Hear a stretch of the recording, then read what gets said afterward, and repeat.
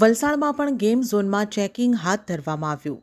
રાજકોટમાં TRP game ઝોનમાં બનેલી કરુણ ઘટના બાદ વલસાડ તંત્ર પણ હરકતમાં આવી ગયું છે અને વલસાડમાં આવેલા અબ્રામા અને તિથલ રોડ સ્થિત ગેમ ઝોન પર ફાયર સેફટી અંગેની તપાસ હાથ ધરી છે, જેમાં ફાયર બ્રિગેડની ટીમ સહિત મામલતદાર અને પોલીસ અધિકારીઓએ સ્થળ ઉપર તપાસ શરૂ કરી હતી.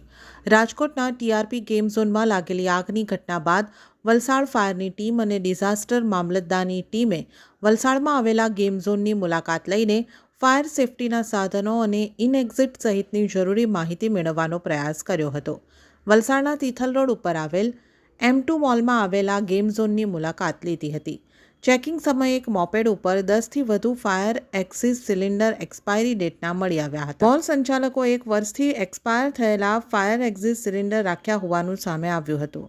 એજન્સી સંચાલકને મોલ સંચાલકોએ આજે રિફિલિંગ કરાવવા જણાવ્યું હોવાનું એજન્સી સંચાલકે જણાવ્યું હતું.